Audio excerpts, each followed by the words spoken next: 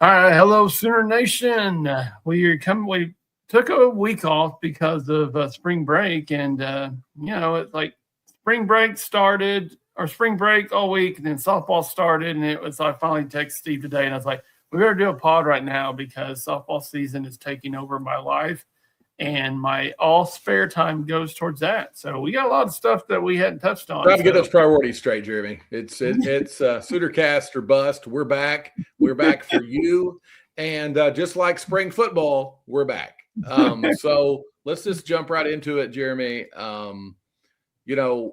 I would say all the pods we all listen to, they talk about 5 things to watch for, and 10 things to look at, whatever. I think let's just go bullet point style of some things that you and I have heard and some things that we want to see, want to know. Yeah. My number one thing is I saw the pro day video just like everybody else did. I thought John Mateer's mechanics looked better. Mm-hmm. That to me is still what I want to know the most is mm-hmm. We can overcomplicate it. We can talk about the running game. We can talk about other things offensively. Tight ends, wide receivers, all those things are important. But if John Mateer's not who we need him to be, it doesn't matter. Yeah, and it didn't. I mean, I don't know if you heard his interview. I mean, he straight up said, it a lot to do with his thumb, the sidearm motion. Yep. I think he was throwing a little bit of sidearm, but also too, Kerry Murdoch mentioned this morning on the Morning Animals. He's like, what people don't realize is that that's a major surgery on a throwing hand, and people act like he's just going to come back normal. And I think when you watch us against Alabama in the playoff, you can see like he's starting to get full strength, but he still wasn't fully there. But I think if we can keep him healthy, I know it's just throwing the ball, but Bo Bentley I think is going to be special. He's got some zip on the ball. I think he's got that makeup to be a very good quarterback for OU, but it's going to be good for him to sit, hopefully a full year, injury-free John Mateer, and its signs are looking good with his motions and stuff like that. Yeah. So. And, I mean, while we're talking QBs, just the videos that are coming out today of Bo Bentley, I think it was George Stoya tweeted out, just how good his mechanics looked, how quick his release looked. I mean, it looked like what a dude quarterback looks like. And, I'm not now, does that always pan out? I remember talking about how great the ball looked coming out of Spencer Rattler's hands too. And it wasn't, I mean, Spencer Rattler's playing in the NFL, so it wasn't like that was a complete misnomer, looking at that. But quarterbacks, so far so good is the main thing. I like the fact that Mateer has talked about some of the issues. And I mean, it's common sense. If I've got a broken hand, do I want to throw it back at a helmet that broke it before? No, I don't. Okay. So I'm going to change, I'm going to change how I'm approaching things, how I'm doing things. But the most important thing that I've seen, that you've seen, is that he knows if you don't admit there's a problem, you're never going to fix the problem. Yeah. Like he admitted the problem. Hopefully we can see the problem fixed.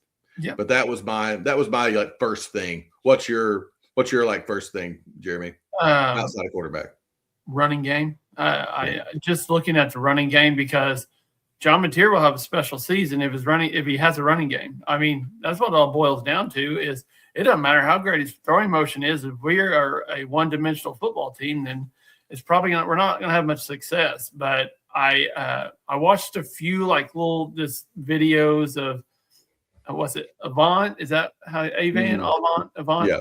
But one thing that stood out to me is how big that offensive line is and the push they were getting against a pretty good defensive line. Just those little stretch plays. And speaking of run game, Blaylock didn't practice today. Don't think there's any major concern there. We don't need Blaylock to go through a full spring. I'm not worried about that. Get him healthy. That's okay. But I'm interested to see, we're seeing some talk out in the recruiting trail of DeMarco leaving. Maybe we might lose some of the commits that we have at running back. And that's the downside of DeMarco leaving. It is. But I mean, whoever, Coach McCullough, we're glad he's here. All those things. But at the same time, we might not recruit, especially early on recruit, quite as well. but I do think our production is going to be better because I think we're going to get coached better to be better right now to go win football games in 2026. That's what I'm excited about, is to make the 2026. I'm not saying DeMarco didn't try to prioritize now. I don't mean that. But it was always like, well, yeah, but man, we signed this good recruit. Well, our running game stinks, but look at this recruit we've got coming in, or look at, so-and-so, whoever, Tatum or whoever it was, they're the number one running back. They're, this is who we want. But we didn't see that development. We didn't see that. Now, as lots of people say, you got to run the ball. You got to commit to it. You got to, I think we got to improve our scheme. I think Kevin Wilson's going to help with that as he and Arbuckle get, more in tune with all of that as well. I think Hayden Hanson's going to be a big part of us being able to set edges and be better blocking the tight ends. Hard to run outside if your tight end can't block, or if you run inside for that matter, if your tight end can't block. But I do think Jeremy is very, very correct. And this goes back to you and the John Mateer thing. If we've got a solid running game, how much better is John Mateer's life? Because last year, who was our best runner? Probably most of the year. A lot of times it was John Mateer. Okay. And, we don't want that to happen. Not that he can't be a threat, but I think it will help him be better at making the correct reads if we have a potent running back. Well, and I look at it as well as you could probably look at Mateer's season as kind of what Gabriel's was. I think it was his second year when we go 10-2, and he's got a running game. I mean, that's really, John Mateer played most seasons without a running game. One thing you can say too, we're talking about running back recruits. Patton is a dude. I can tell you that. That guy is not even been Smitty built. He's not even been in the weight room, and he looks like a house. That dude is – I got a feeling he's going to be special. Running backs are a very tough position to pick, because you look back in the Baker days, we had Mixon, we had P. Ryan. To me, the most valuable running back in OU football history is probably Rodney Anderson, and is a name that's not mentioned very often. And I look at this running back room and I think, who is that little diamond in the rough that you see and you're just like, nobody talks a whole lot about. I know Hatton's a big recruit, but I think that guy could come in and surprise some people this season. Well, like you said, Jeremy, that's a get off the bus guy. If you're just standing there and you watch our team get off the bus, you expect that guy to be on the field. And, talk about people like that. I think that's a good transition. Is this spring that Danny Okoye takes the leap Taylor Wine took last year? That's another all get off the bus guy, right there. Thought it was interesting to look at some of the weight changes. Think it's good that like Jackson was down like 15 pounds, 12 to 15 pounds. I think that's a good thing. Hopefully help him stay healthier this next year. So lots of positive things there with everything. Main thing I want to see us get through spring is get through spring healthy and get through spring continuing positive momentum, because I really feel like it. I guess the last thing I want to say as far as the things I've seen, and I'll let Jeremy go again, Jason Witten was coaching his absolute butt off. He was not coaching like it was March football, boys and girls. He was into it. He was into them. I don't know. That just made me smile when I saw that clip. Yeah, backwards hat coach. Those guys mean business when they put their hats back. Jason Witten is going to be I think, really difference maker. We better enjoy him, because I don't think he's going to be here long. I just think that guy. Hopefully, just here for a couple of natties and gets out of here. Well, don't you look at his makeup and he's like, that's a head coach. You can say or like that's a guy who's going to go. Maybe he's here the whole time Cooper is. We get. We got this year, maybe a 3-year guy. I'll take 4 years and 3 natties. That's fine. I still have 4 years, 4 natties. Yeah, I'm not greedy. I'll just take 4 of what you want to give us. Because if you are a listener to this podcast, when it comes to picking the season as we get closer in July and August, there's going to be a lot of W's picked here, folks. If you're wanting extreme negativity, you're listening to the wrong pod. But if you are listening to this pod and you're not subscribed, do that right now. Hey, subscribe to us because you can say what you want. We might not have picked the games 100% right, but we did get the record. We did predict the record last year. So two losses both ways. I think we had losses in different spots, but either way, it is what it is. Any other spring football thoughts, Jeremy? Yeah, and Elijah Thomas. I'm curious how he's going to be used. I think it's a lot more of a effort to get him in there. I'm not worried. Like, I've just put a lot of focus on the offensive side of the ball just because I think that's the most important. I think defensively, we have set ourselves up to be pretty special. And one thing we haven't even mentioned that is the biggest story is Owen Heineke is basically going all the way in on this. So, yeah. And I guess he's at practice from what I have seen and heard and all that. So I think that's coming from our new AD, just saying, hey, we can probably win this. I mean, I just don't. To me, I always have wondered why they just didn't go all in, because I felt like it's a case that if anybody could win it. Well, and right now is the time, Jeremy, to win. I mean, this is just the time. And if you're ever going to do it, eventually, whether it's the NCAA or it's the SEC Big Ten merger into creating a new super conference or whatever, eventually there's going to be a true adult in charge for all of these things. And there's going to be consistent rules that are more easily enforced. And maybe that's done through Congress. But right now, all you have to do is grease the wheel of some judge, and you too can be eligible to play football. So I expect that with oil at $91 a barrel, some of our boosters are going to have some cash to throw around. And you know what? We're going to get that greased. And Owen Heineke is going to be back on that linebacker room. That's what I think. And also, one thing before we get off the football situation, one thing I really liked was Nagy's out on the practice field with the players. I mean, if you look at it, some people can say like, oh, what's he, Jerry Jones, and something like that. But some of these guys came there because of Nagy. I mean, so I think it's good to have his face there. And like, he went over to Satanga. They said that Nagy had a lot to do with Satanga coming back. I think Satanga is that guy with the true pulse of the football team. Well, yeah, and he's watching, like, he's making a lot of these business decisions. I mean, you say what you want. College football is a business. And if the guy who writes the checks is watching you, you're probably going to practice harder. You're probably going to do better. It's not that BV doesn't know how to motivate people, make them play hard. I mean, that's not a question. I don't mean that. But that's just human nature. It's not micromanagement. It's just the truth.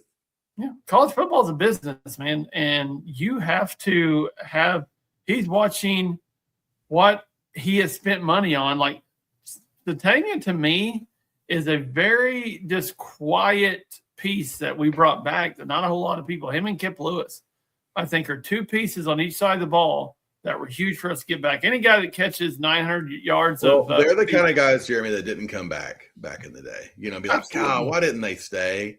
Why didn't they stay? Why didn't they, stay another year? Yeah. And those are the guys that never did, and now they are. And so I just think that's a big improvement. Speaking of people who are staying, our friend Porter Moser is still playing basketball. And it wouldn't be a Goss pod if I didn't give you some stats about our boy Porter. Porter overall, 167 games. He's 93-74.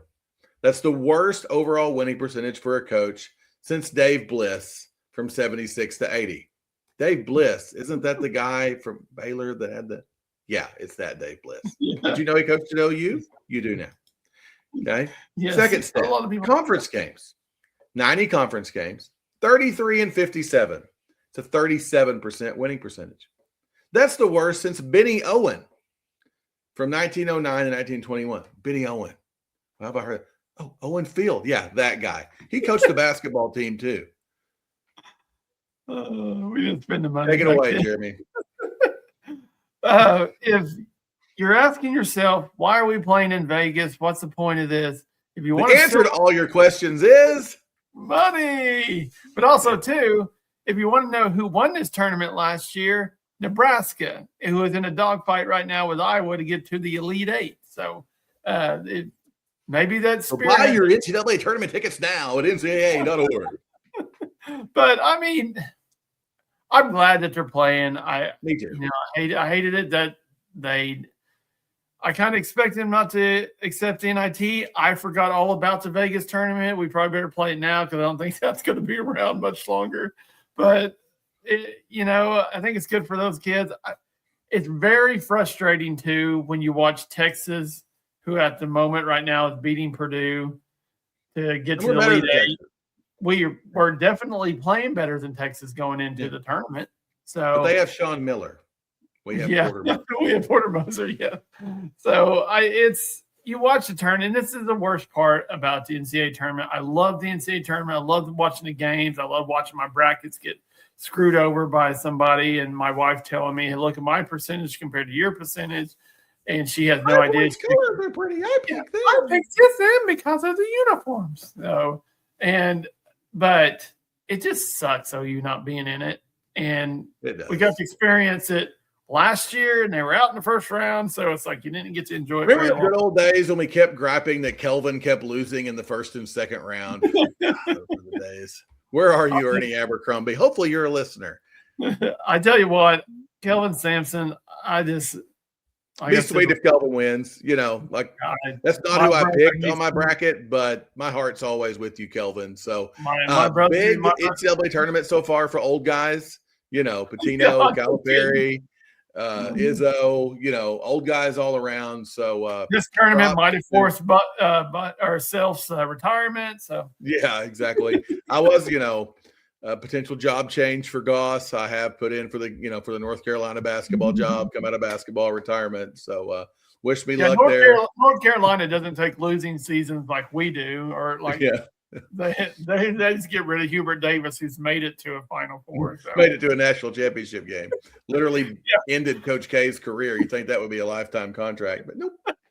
Nope. I mean, they're firing their people, their alumni that coach them to a national championship game. They don't F around. Speaking of people who don't mess around, women's basketball, we, if we were going to have to play a 1 seed, we're playing the 1 seed we have beaten before. Yeah. So that's a good thing. It's at Sacramento, so it's at a neutral floor. Watching our women play, we play really, really fast, and we play really, really good in spurts, and then we look like we might be garbage for multiple spurts as well. So let's hope for short garbage and long, really good stretches, and hopefully, just like earlier in the season, we can do that, because the nice thing is if you beat South Carolina, you're probably in the Final Four. And also too, it's going to take one of those games like it was in Norman. Like we're shoot to hit 23s, something like that. Yeah, I mean, you got to have and like I've said before, I thought the ceiling was Sweet 16 with this team. They made the Sweet 16. I think anything else now is just anything that we do from here is just added on. But I do think Chavez is good. To me, I think next year she'll probably be first-team All-American. When we beat them last game, Chavez had 26 points, 8 assists. We need that again. I mean, you got to have 19. Beers had 18 points and 14 rebounds. Sahara Williams had 12 and 10. That's just what we need. It's what we need again. I mean, Zaya Van makes 3 threes, scores 11 points. That's what we need, and we need them to not shoot it well. And South Carolina's got to shoot bad. I mean, when I say bad, I'm talking like in the 30s. I mean, they were 5 of 21 from 3 our last game. South Carolina was 30 of 81 overall. I mean, we need another performance like that. And, we speed people up. Even South Carolina, we're going to speed them up. Hopefully they miss some shots, and, good things happen. A good showing by the Sooner faithful for the women's tournament. It seems like good crowd. Very good crowd. Talked to some people who went to the first round game and had positive things to say about it, even with a 9 o'clock tip. So all positive with that.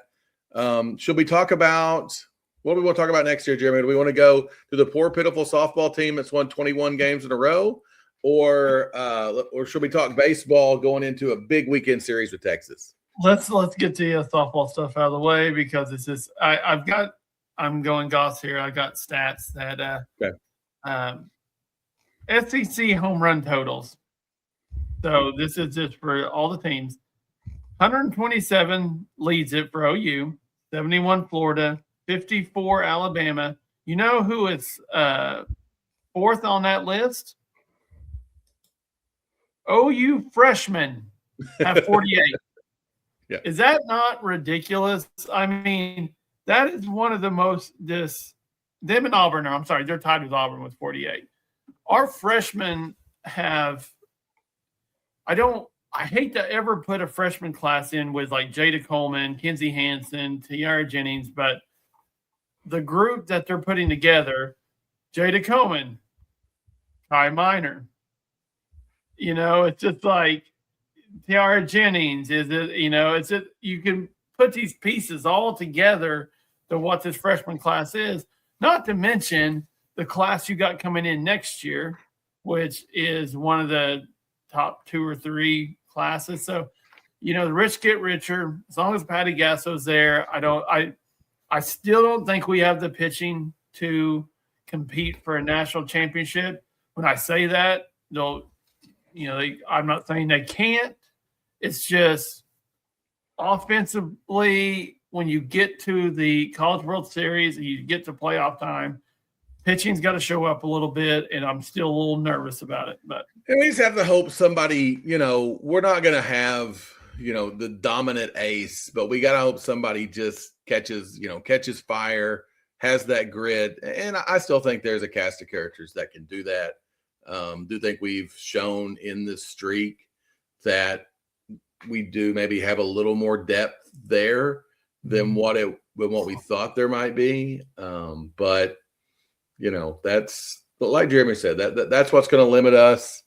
And at Advantage, and hopefully Danny Cannell is listening, but we're going to play our most important games of the year in Norman and Oklahoma City. And that's a big advantage to us. And I mean, it just is. And people can be butthurt about it if they want, but it's an advantage. And I just really do like our chances of gelling and vibing and having a chance again. I do. Well, and I look at it this way too when it comes to softball. And we did get a little bit of a favorable conference schedule this year in softball. Oh, we have. It has the conference schedule fits. We go to LSU this weekend, which is it's a big matchup. Mm-hmm. But top 20, right? Are they 18, 20, somewhere right in there? Yeah. I look at it this way, like Alyssa Parker is going to be a stud, not only hitting but pitching. Lowry's only a sophomore.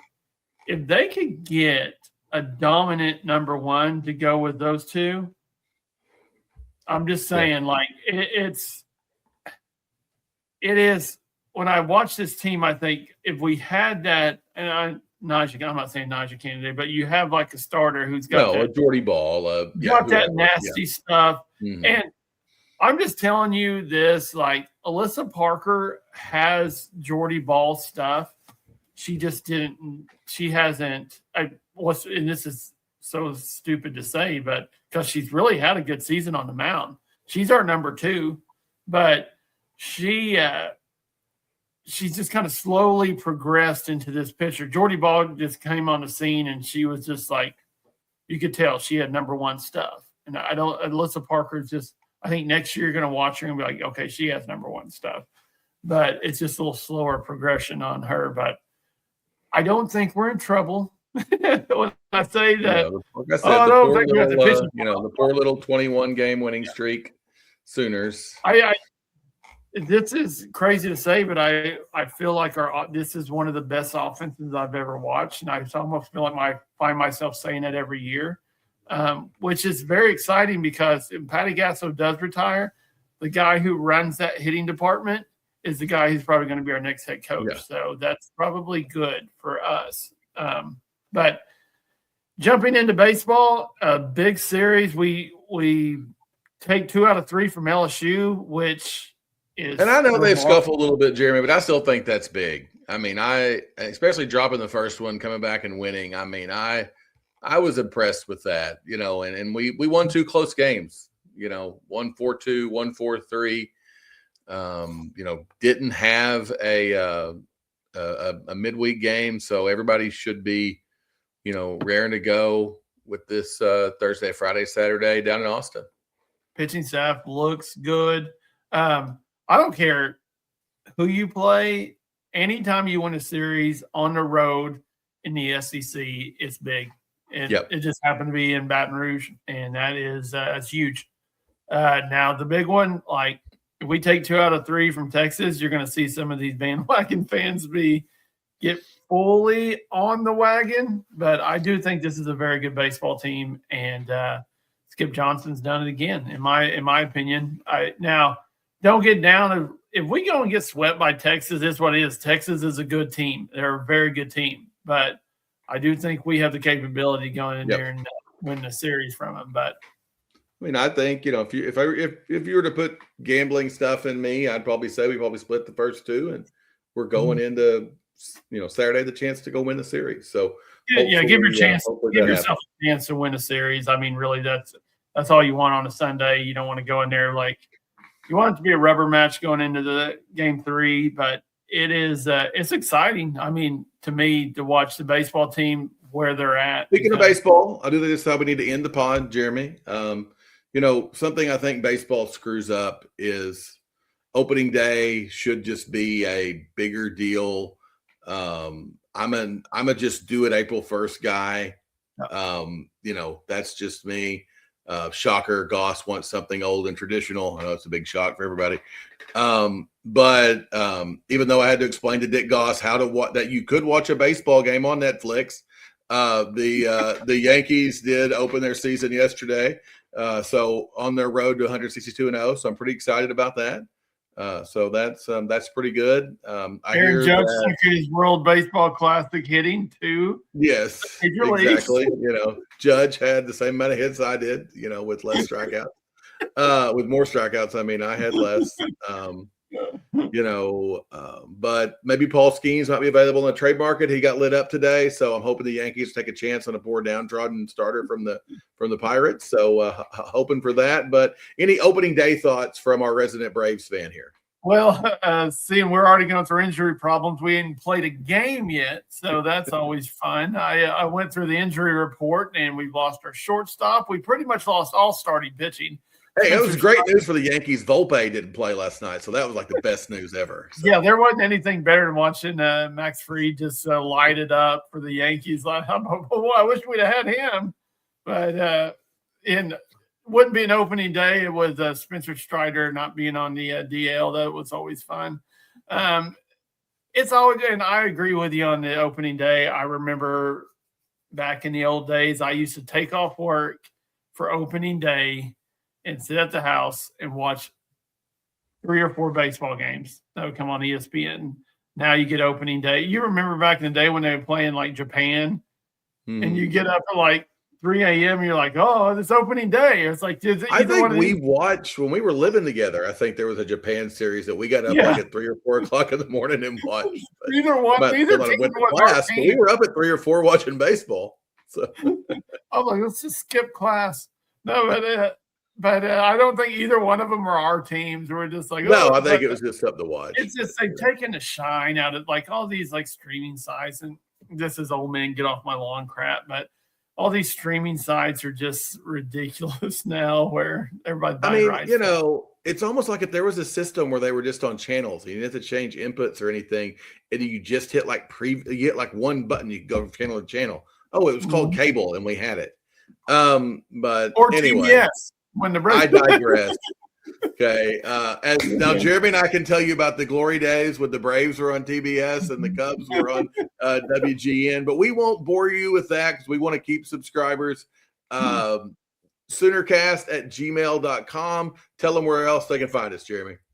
Subscribe to us on YouTube. Let's keep those subscriber numbers rising. Let's get some follows on Apple and Spotify, and we'll get hopefully some more news come across, and we'll jump on here and give our old man opinions about it. So until next That's it. time, Boomer Sooner. Boomer.